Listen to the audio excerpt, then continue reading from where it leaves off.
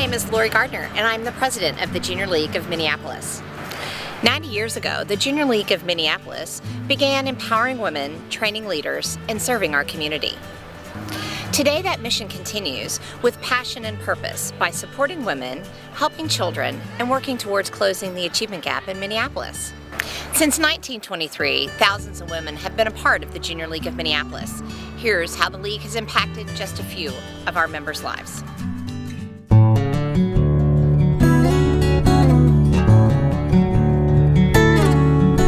Oftentimes have shifts that sort of open our eyes to opportunities that we didn't know existed, and for me it was bridging. I did a helping hands shift there that just involved sort of organizing donations and putting them where they go, and so I learned about this organization that essentially helps low-income families make a home. There's this great organization that provides you with the lamps and the pots and the spoons and the pillows and even decorations on your wall. It's something that's so simple and something you don't think about, like how nice it feels to be able to put something on your wall and like decorate your house and make it an actual home as opposed to just a roof over your head. And ever since then, that has been my go-to for donations. Well, so far, I feel like every time I tell someone that I'm in the Junior League in Minneapolis, they know what it is, or they know someone who's in it, or they've got a wife or a friend or a daughter who's in the league, which I think is kind of speaks a lot to how many women we have in the Minneapolis area. I'm organizing the new member bus tour right now, and not only have when I reach out to organizations to be a part of our bus tour, have they gladly accepted, but I actually had the Crisis Nursery, one of our self-sustaining projects, now reach out to us before we reached out to them to be a part of our organization. So I think kind of speaks volumes to the fact that organizations know that when you have the support of the Junior League behind you, it's a call to action, and you're going to get wonderful support from a fabulous group of women in the Minneapolis community.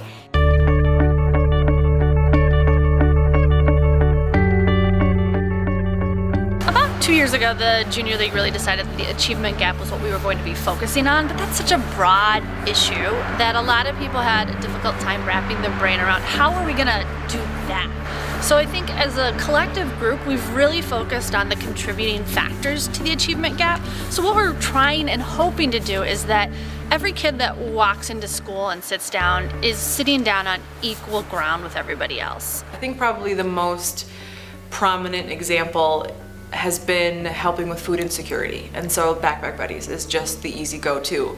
You don't think of the weekends and you don't think of the summertime when it comes to students who don't have enough to eat, and I think Backpack Buddies is a really impactful and really kind of simple way of making sure that you're providing not only for students but also for their families on the weekend, because they're struggling as well. I think it's a great way for us to focus our resources, have a greater impact in the community, and really come together, and it allows us to be able to externally communicate really simply what we're doing and why we're doing what we're doing. A lot of the projects that we do don't necessarily affect the schools, but they affect the kids getting to the schools. And I think as we go forward, we're going to find a lot more different areas that we can get in there, the niche projects, and really make sure that everyone's getting to school and having an equal opportunity to learn.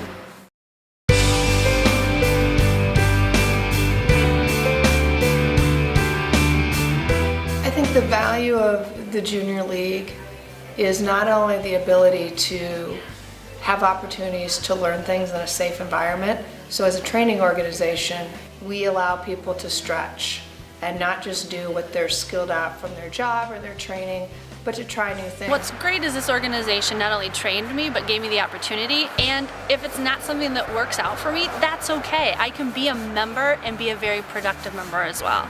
So I think allowing me to explore that journey of leadership has been the best gift the Junior League's given me. He's been really involved, and I've always wanted to get involved, and obviously the Junior League has provided that for me, but not only have they provided that opportunity for me to get involved in the Minneapolis community, but also to be a leader in the organization and receive the training and to have those kind of experiences and get, the things that maybe I don't want to do at work, or things I want to do outside of work. The other value is the importance of having a network of women who support you and care about you, and not only become lifelong friends, but become mentors and help you connect to other parts of the community.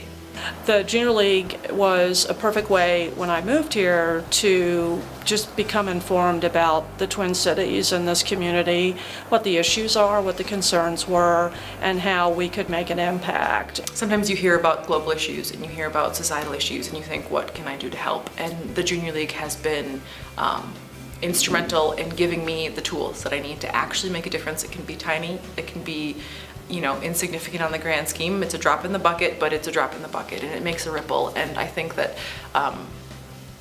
I have become a different person because of it.